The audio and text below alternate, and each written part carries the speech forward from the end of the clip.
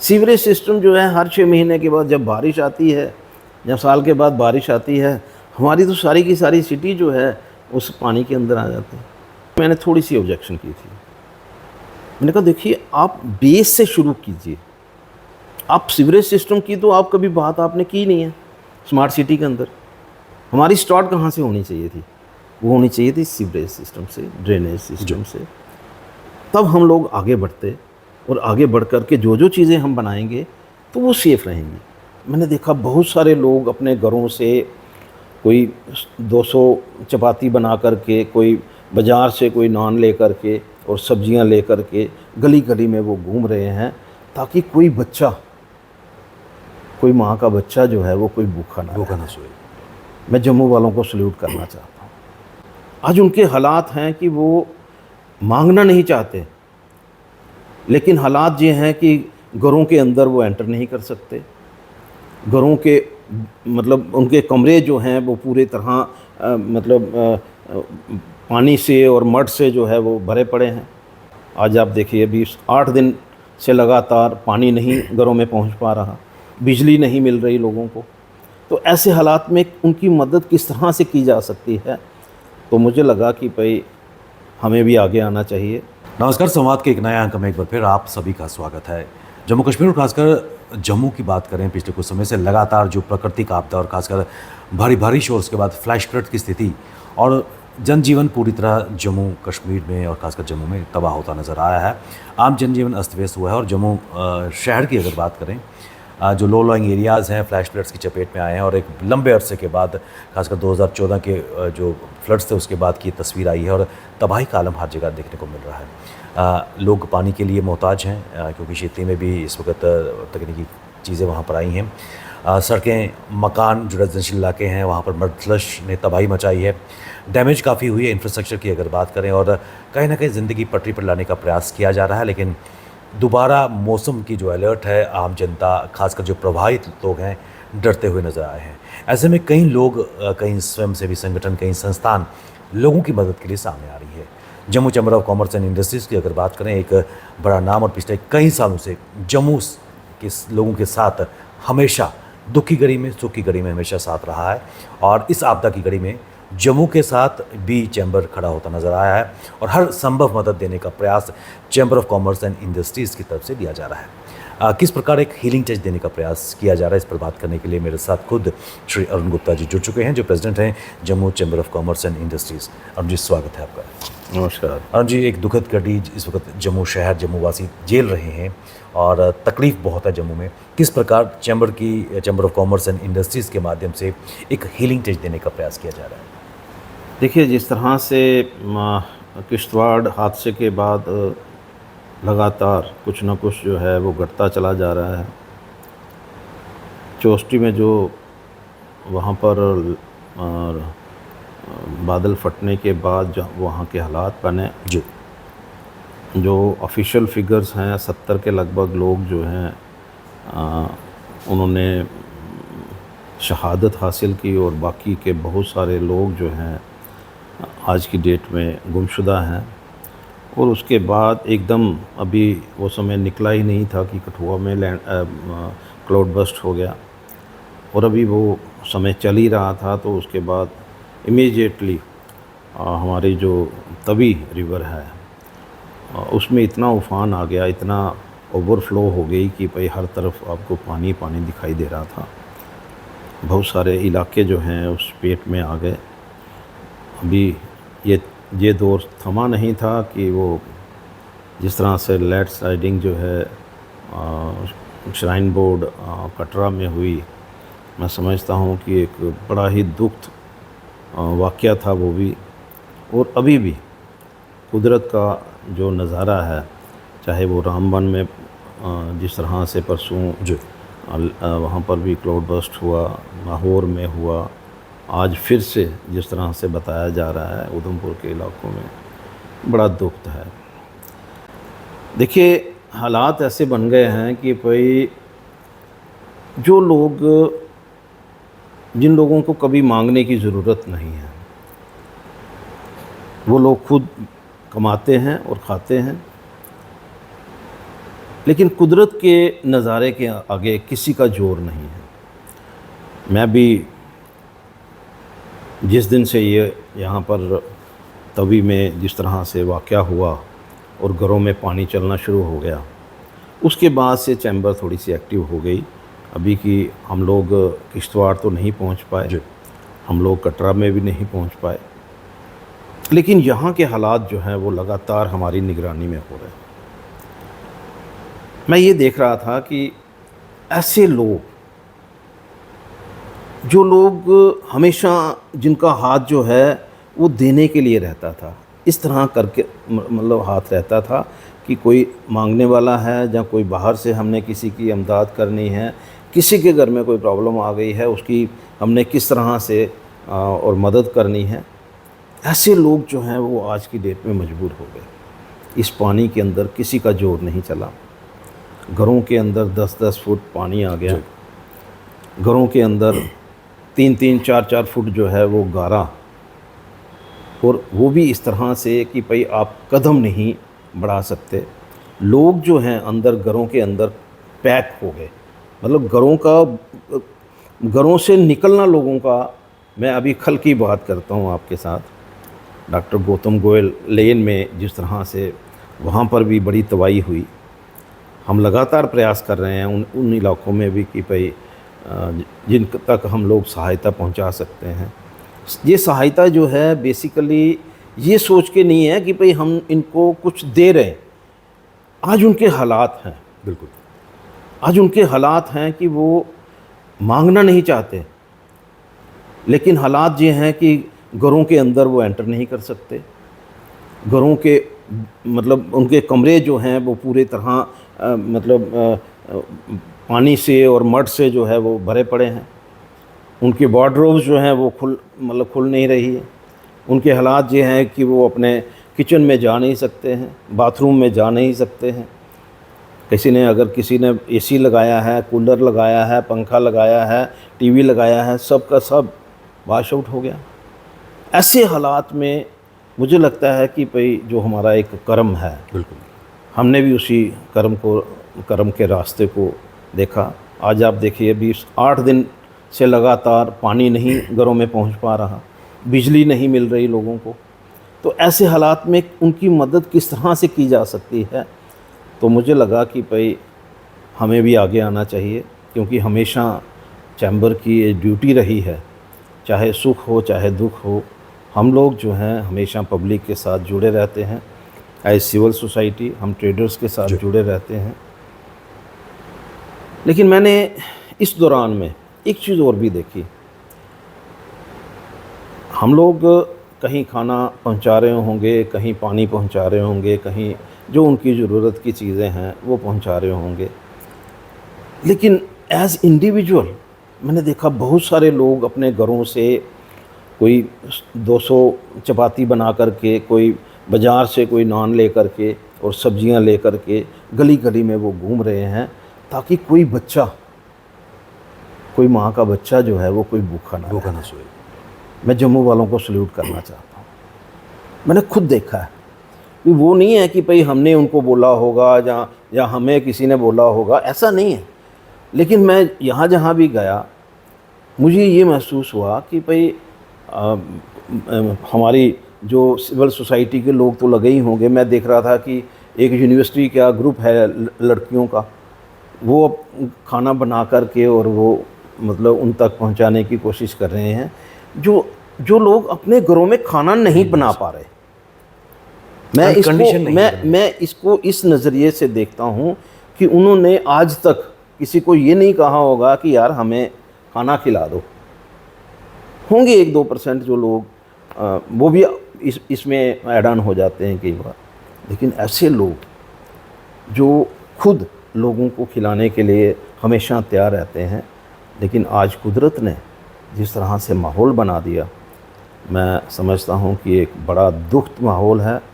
जिस तरह से यहाँ जम्मू डिवीज़न के अंदर कैजुअल्टीज़ हुई हैं, जो आज तक मैंने भी आज तक के पीरियड में 88 के दौर का अगर मैं बात करूं, अगर हमने सबसे ज़्यादा बारिश देखी तो 88 में देखी, जब तभी जो है उसको एक जगह से मतलब वहाँ से दीवार हटानी पड़ी और हमारा बहुत सारा एरिया जो है वो गुमट का एरिया आप कह सकते हैं, जहाँ राजेंद्र नगर का एरिया, जहाँ भगवती नगर, महेंद्र नगर का एरिया, वहाँ पर पानी आया था। लेकिन आज हालात बिल्कुल डिफरेंट हैं। आप एक कोने से शुरू हो जाइए,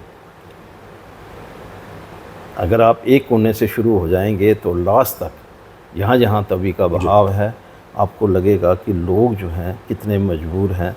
मुझे भी बहुत सारी कॉलें आ रही हैं और मैं कोशिश कर रहा हूँ। देखिए, एक प्रयास है हमारा, हम भी इतने मतलब जैसे कहते हैं ना कि जादुई की छड़ी नहीं है हमारे पास, लेकिन हम अपना पूरा प्रयास कर रहे हैं कि अगर किसी को किसी भी चीज़ की ज़रूरत है, जो हमें कॉल आती है, हम इमीडिएटली एक्शन में होते हैं।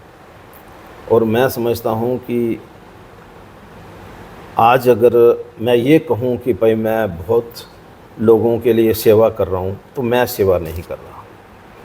मैं सिर्फ ये महसूस कर रहा हूँ कि इस समय जम्मू के ये लोग जो हमेशा मदद करने के लिए तैयार रहते हैं, आज वो कितने मजबूर हैं। ये कुदरत का निज़ाम है जिसके आगे किसी की बस नहीं। अरुण जी, एक चीज़ मैं मुत्तफ़िक भी हूँ आपसे, क्योंकि अगर इतिहास के पन्ने पलट कर देखें, जम्मू में जब भी त्रासदी आई है, जम्मू की जनता ने एकजुटता का परिचय दिया है। चाहे कोविड की बात करें, रिसेंटली जो फ्लैश फ्लड्स हैं, लोग वॉलंटली सामने आ रहे हैं, इंडिविजुअल लेवल पर भी और कलेक्टिव लेवल पर भी सामने आ रहे हैं। ऐसे में अगर चैम्बर की बात करें, क्योंकि भूमिका आपकी हमेशा रही है, सिविल सोसाइटी को आप लीड करते आए हुए हैं। अब जिस तरह आपने कहा कि मड स्लज भी है वहाँ पर जमा हुआ है और इन्फेक्शन होने की स्थिति है, लगातार चैम्बर का प्रयास है कि कहीं ना कहीं इस तरह की बीमारियाँ न पनपे, उस दिशा में क्या प्रयास किए जा रहे हैं? देखिए, मैं आपको बताना चाहता हूँ इस बारे में। जिस तरह से मैं पीर खो में गया, मैं 2 दिन लगातार वहाँ गया। अभी की मैंने जो मेरी लास्ट जो कमिश्नर साहब से बात हुई, उन्होंने बड़ी गाड़ियाँ भेजी हुई थी वहाँ मड रिमूव करने के लिए। तो मैंने उनसे फ़ोन पे बात करके कहा, मैंने कहा ये आपका जो प्रोसेस है ना, ये सक्सेसफुल नहीं होगा, छोटी गाड़ियाँ भेजिए, ताकि एक बार पहले जो लेन्स हैं वो क्लियर होंगी, तब कहीं जा कर के घरों की तरफ हम बढ़ेंगे। और इमीडिएटली एक्शन हुआ।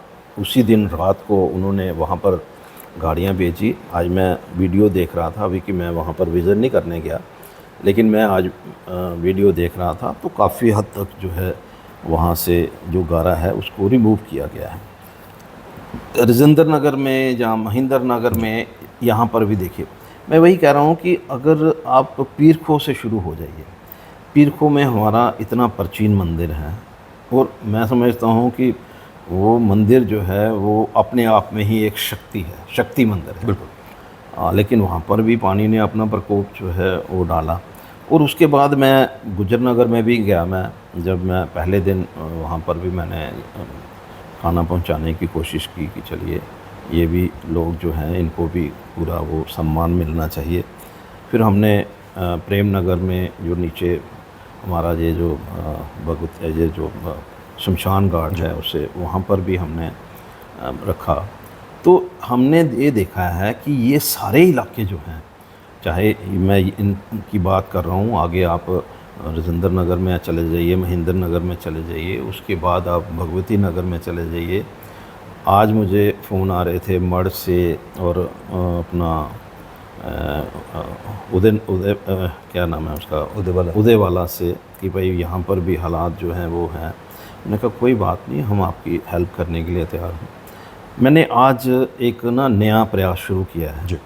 मुझे लगता है कि कहीं ये वायरल जो है, क्योंकि जितने दिन ये मिट्टी वहाँ पर खड़ी रहेगी तो कहीं ना कहीं एक बुलावा होगा किसी ना किसी वायरल को, इन्फेक्शन होगी तो वायरल को हम लोग बुलावा देंगे। मैंने गवर्नमेंट से भी बात की है, मैंने उनको भी कहा है कि ज़रूरी है कोई स्प्रे करना, किस तरह से वो करते हैं, कैसे वो करते हैं। लेकिन चैम्बर की तरफ से मैंने जो इसके लिए बॉटल्स जो हैं इसकी फ़िनाइल की वो मैंने बेचना शुरू कर दी हैं, ताकि लोग अपने घरों में फ़िनाइल फेंकें, गलियों में भी फ़िनाइल फेंकें। ताकि मैं बड़ी सेफ्टी की बात तो नहीं करता, लेकिन अगर हम लोग 10% भी सेफ्टी कर सकते हैं तो उसमें भी हमें बहुत बड़ी जीत है हमारी, कि कुदरत के साथ लड़ते हुए हमने 10% जो है उसमें अपना योगदान दे दिया। तो अब हम यही चाहेंगे कि भाई इन एरियाज़ में जैसे हम लोग निकलेंगे अभी की देखिए हमारे मन में ये भी है कि हम ड्राई राशन जो है इनको प्रोवाइड करें। हालात कुछ ऐसे हैं कि रखेंगे कहाँ। बिल्कुल। कपड़े हमने अपने मेंबर्स को कहा है कि आप दीजिए, क्योंकि उनके पास कपड़े नहीं रहे, उनके पास राशन नहीं रहा, उनके पास मतलब चूल्हा नहीं रहा, उनके पास पंखा नहीं रहा, है तो कुछ नहीं है। ये तो गवर्नमेंट जो है अब किस तरह से इस सारे मतलब सिस्टम को लेती है, उनके लॉसेस जो हैं वो किस तरह से असेस करती है। और अब आज जिस तरह से माननीय हमारे गृह मंत्री जी यहाँ पर आए हुए हैं और उन्होंने कुछ जगह पर जा कर के और लॉस को असेस भी करने की कोशिश की है। हम यही चाहेंगे कि एक ट्रू पिक्चर, ओरिजिनल पिक्चर जो है उनके सामने, गवर्नमेंट के सामने आए। उनको पता होना चाहिए कि अगर पीर खो में अगर 300 फैमिलीज़ हैं तो उनके कितने लॉसेस हैं, अगर गुजर नगर में 300 फैमिलीज़ हैं उनके कितने लॉसेस हैं, गोरखा नगर में अगर 200 फैमिली हैं या 150 फैमिली है उनके कितने लॉसेस हैं, प्रेम नगर में अगर 150 फैमिलीज़ हैं उनके कितने लॉसेस हैं, राजेंद्र नगर में,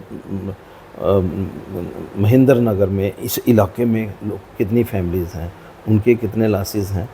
तो ओवरऑल मैं ये समझता हूँ कि भाई एजेंसीज़ जो हैं बिल्कुल फेयर तरीके के साथ ये असेस करें कि भाई कितने लॉसेस जो हैं उनके हैं, और उसके मुताबिक मैं याद करता हूँ 2014 को, 2014 में मैं सेक्रेटरी जनरल था। उस समय जो डिपकाम से उन्होंने लगातार उस समय मीटिंग्स कॉल करके और हम लोगों से हेल्प जो है उसकी डिमांड की थी। मुझे याद है कि कश्मीर में हालात बहुत बिगड़ चुके थे, जम्मू में इतना लॉस नहीं था, लेकिन फिर भी यहाँ से उन्होंने राशन पैक करवा करके एयरलिफ्ट किया और कश्मीर में पहुँचाया गया। राशन भी पहुँचाया गया, कपड़े भी पहुँचाए गए, हर चीज़ जो है, ड्राई फ्रूट भी पहुँचाया गया। और जितने उनके लॉसेस थे, आज आप देखिए गाड़ियाँ जो आपको तैरती हुई मिल रही थी, अब कितने मतलब लॉसेस हैं इन गाड़ियों के।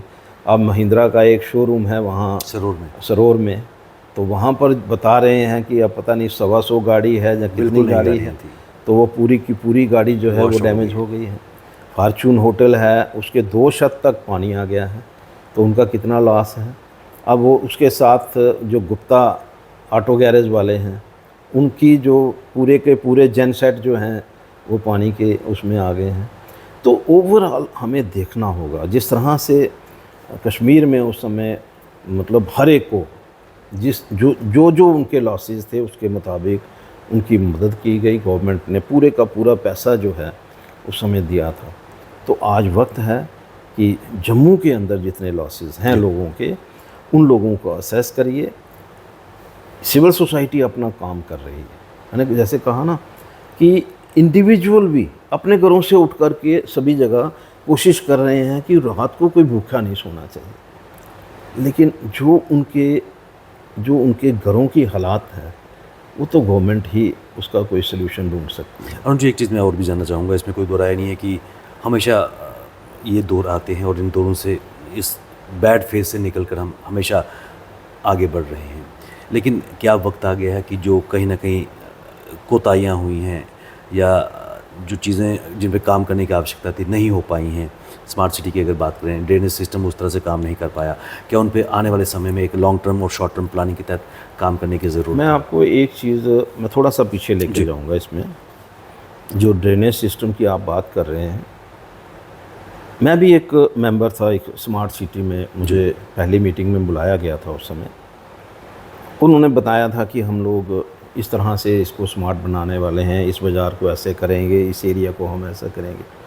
तो मैंने थोड़ी सी ऑब्जेक्शन की थी। मैंने कहा देखिए, आप बेस से शुरू कीजिए। आप सीवरेज सिस्टम की तो आप कभी बात आपने की नहीं है स्मार्ट सिटी के अंदर। हमारी स्टार्ट कहाँ से होनी चाहिए थी? वो होनी चाहिए थी सीवरेज सिस्टम से, ड्रेनेज सिस्टम से। तब हम लोग आगे बढ़ते और आगे बढ़ कर के जो चीज़ें हम बनाएंगे तो वो सेफ़ रहेंगी। सीवरेज सिस्टम जो है, हर 6 महीने के बाद जब बारिश आती है, जब साल के बाद बारिश आती है, हमारी तो सारी की सारी सिटी जो है उस पानी के अंदर आ जाती है। तो ये मुझे कहा गया कि ये हमने अब जो चीज़ें बना ली हैं, ये अप्रूवल जो है वो हमें मिल चुके हैं, हम इससे बियॉन्ड नहीं जा सकते।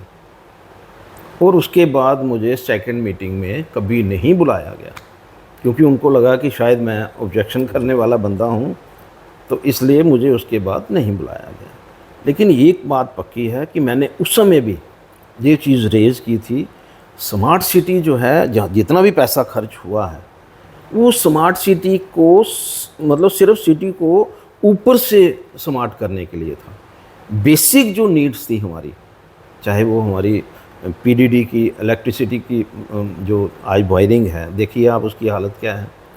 कितने हमें पोल जो हैं अनअटेंडेड पोल, अगर आप जम्मू के अंदर, जम्मू सिटी के अंदर ही जाएंगे तो कम से कम मुझे लगता है कि 4-5 हज़ार पोल जो हैं अनअटेंडेड, जिनकी कोई यूज़ नहीं है, जिनकी कोई रिक्वायरमेंट नहीं है, लेकिन वो पोल हैं तो खड़े हैं। स्मार्ट कैसे बनेगा?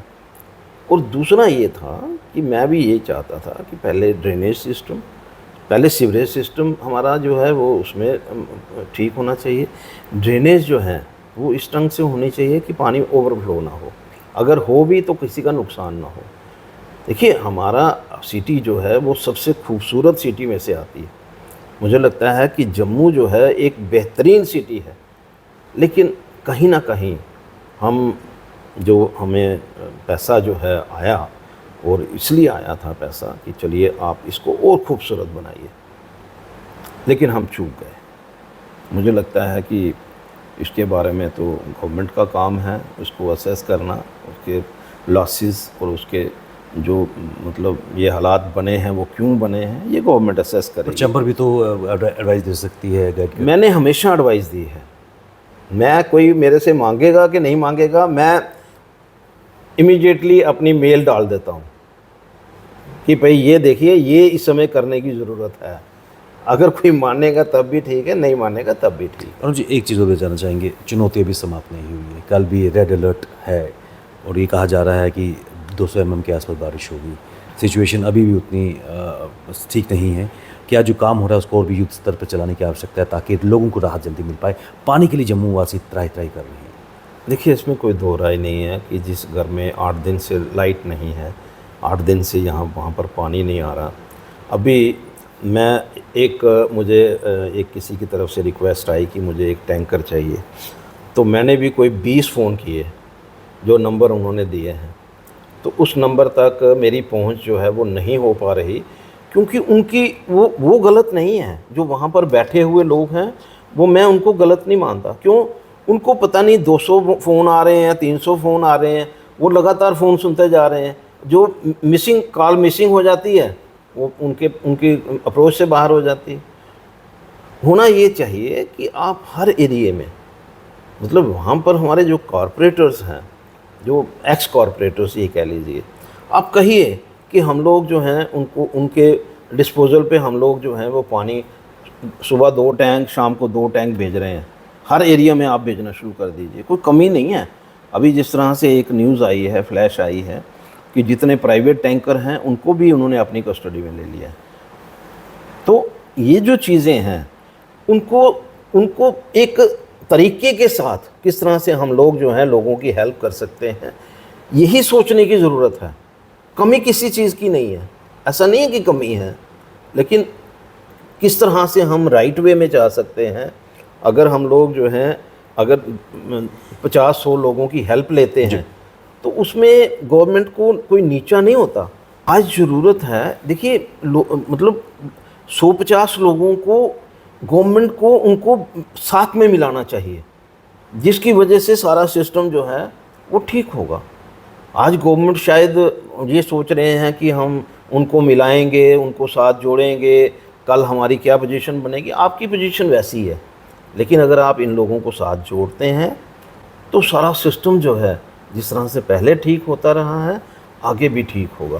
बिल्कुल, चलते चलते मैं आपसे जानना चाहूँगा, माननीय गृह मंत्री इस वक्त जम्मू में आए हुए हैं, मीटिंग्स भी हो रही है, आरएसपुरा मगुचक में भी गए हैं, स्थिति का जायज़ा लिया है। क्या इस आपदा को एज ए प्राकृतिक आपदा और राष्ट्रीय कैलामिटी घोषित करने की ज़रूरत है? बिल्कुल है, बिल्कुल है। ये राष्ट्रीय आपदा जो है इसको घोषित करना चाहिए। जिस तरह के हालात जो बने हैं, आप देखिए ना, आप एक के बाद दूसरा, दूसरे के बाद तीसरा, अभी भी कोई चीज़ें रुकी नहीं हैं। अगर किश्तवाड़ से जो चीज़ शुरू हुई जशोटी से और शुरू उसके बाद पहले कठुआ में आई, उसके बाद फिर उधमपुर में आई, फिर जम्मू के अंदर आई, फिर वैष्णो देवी में आई, फिर रामबन में आई, मोहर में आई। फिर माहौर में आई। आज भी कहीं बता रहे हैं कि वहाँ से जो लैंडस्लाइडिंग हुई है, डोडा भद्रवा में। डोडा भद्रवा में लैंडस्लाइडिंग हुई है। आज हमारे यहाँ के इलाके जो हैं, यहाँ से हम लोग जो हैं पाईतीर्थी से हम लोग नगरोटा की तरफ नहीं मूव कर सकते, वहाँ पर भी लैंडस्लाइडिंग हुई है। तो कहने का मतलब है अभी हालात सुधरे नहीं हैं। अभी भी आप देख लीजिए तभी का पानी जो है किस तरह से उछलता जा रहा है। अभी भी आप देखेंगे कि बाकी जगह भी जहाँ जहाँ पानी का बहाव है, जहाँ जहाँ पहाड़ हैं, वो सेफ़ नहीं है। आज गवर्नमेंट जो है एडवाइजरी अगर दे रही है, उसके पीछे रीजनिंग है ना। बिल्कुल। अगर रीजनिंग ना हो तो गवर्नमेंट एडवाइजरी क्यों निकालेगी। आज हालात जो हैं सब तरफ इस तरह से हैं। मुझे लगता है कि एक नेशनल कैलेमिटी जो है इसको अनाउंस किया जाना चाहिए। और हम लोग जो हैं, देखिए, जो हमारे बीच से चले गए हैं तो वो तो वापस नहीं आएंगे, उनकी भरपाई तो हम लोग कर ही नहीं सकते। लेकिन जो लोगों के लॉसेस हैं, जो लोग हैंड टू माउथ लोग हैं, यहाँ हर कोई जो है वो नहीं है कि आप कहेंगे कि हाँ जी इनको क्या फ़र्क पड़ता है। यहाँ वो लोग हैं जो सुबह काम पे निकलते हैं, शाम को कमा करके आते हैं और बड़ी इज्जत की रोटी खाते हैं, बड़ी फ़क्र के साथ खाते हैं कि हमने ये पैसे कमा करके लाए हैं और उसी के साथ हम लोग अपना परिवार पाल रहे हैं। आज वो भी मुश्किल में है। तो मुझे लगता है कि गवर्नमेंट को आगे आना चाहिए और पूरा लॉस जो है उसको भी असेस करना चाहिए। और ऑब्वियसली मैं यही कहूँगा कि भाई नेशनल कैलेमिटी से अनाउंस्ड होने से बहुत सारी चीज़ें जो हैं उसमें सुधार आता है। सेंटर की टीमें यहाँ पर आएंगी, विज़िट करेंगी, लॉसेस असेस करेंगी। कई बार ऐसे हालात बनते हैं कि अगर हम लोग लोकल लोगों को बीच में इन्वॉल्व करते हैं तो अपनी अपनी कन्विंस के हिसाब से कई बार बहुत सारे लोग जो हैं वो छूट जाते हैं। हम नहीं चाहते कि कोई भी व्यक्ति जो है वो छूटे। हर व्यक्ति जो है जिनके भी लॉसेस हुए हैं उनको मुआवजा जो है वो मिलना चाहिए। और अगर मैं आपके माध्यम से यही भगवान से प्रार्थना करता हूँ कि भाई अब जो कुछ हुआ वो तो ठीक है, अब लोग जो हैं वो भगवान से प्रार्थना करें कि आगे जो है और कोई दुर्घटना जो है वो ना हो पाए। लेकिन इसके साथ साथ मैं ये भी रिक्वेस्ट करूँगा कि जहाँ जहाँ आप मदद का हाथ बढ़ा सकते हैं, जहाँ जहाँ किसी को कपड़े की ज़रूरत, अभी मुझे कॉल आ रही थी कि हमारे पास कोई पहले गद्दे होते थे, अब तो चद्दर भी नहीं है। तो हालात जो हैं बहुत गंभीर हैं। तो मैं समझता हूँ कि अपना मदद का हाथ जो है हर एक को आगे बढ़ाना चाहिए और हम लोगों के लिए जो जो कुछ कर सकते हैं उसमें आगे बढ़ कर के और ये सोच करके करना चाहिए कि वो लोग जो हैं वो मांगने वाले नहीं हैं, लेकिन आज उनके हालात ऐसे हैं कि उनको मजबूर किया जा रहा है। अभी देखिए, हम लोग कभी सुनते थे महाराणा प्रताप के हालात भी एक बार ऐसे हुए थे कि उनको जंगल में जा कर के शरण लेनी पड़ी थी और वहाँ पर जो उनको रूखा सूखा मिलता था तो वो बेचारे खाते थे। तो वही हालात जो हैं इन लोगों के हैं। मुझे नहीं लगता कि भाई कल को जब हालात ठीक होंगे तो ये लोग आपको दुआएं देंगे। आपके पास फिर कभी ये कहने नहीं आएंगे कि हमारे घर में खाना नहीं है तो हमारे घर में खाना पहुंचा दीजिए। ये दुआओं के लिए हाथ खड़े होने वाले हैं आने वाले समय में। तो मैं सबसे यही गुजारिश करूंगा कि आप जो मदद कर सकते हैं, किसी के पास पुराने कपड़े पड़े होंगे, आज लोगों के पास कपड़े नहीं पहनने के लिए, ब्रश करने के लिए नहीं, साबुन नहाने के लिए नहीं है। अब लेडीज़ की जो रिक्वायरमेंट्स हैं उसके लिए लोगों को आगे आना चाहिए। बहुत मुश्किल है ये दौर जो है, ये बड़ा तकलीफ़दायक दौर है और यही हम लोग चाहेंगे कि भाई सब लोग जो हैं मिल कर के इस समय को सबके साथ बांटें और इस कुदरत के इस जो आज की डेट में कुदरत ने एक कहर बरपाया है उसमें एक दूसरे की मदद करते हुए और उनसे दुआ करें कि आगे इन सारी चीज़ों को वो रोक लें। अरुण जी, आपने अपने कीमती समय निकाला और खासकर जम्मू में प्राकृतिक आपदा के बाद जो तस्वीर किस प्रकार न केवल chamber of commerce and industries Jammu बल्कि कई स्वयंसेवी संगठन इंडिविजुअल्स लगातार मदद का हाथ बढ़ा रहे हैं। ये दौर भी निकलेगा, लेकिन टीस मन में रहेगी, लेकिन यहाँ से आगे उभर के आगे बढ़ना होगा और जो कमियाँ हैं प्रशासन को कहीं ना कहीं उसको एड्रेस करने की आवश्यकता है। आपका बहुत बहुत शुक्रिया। धन्यवाद।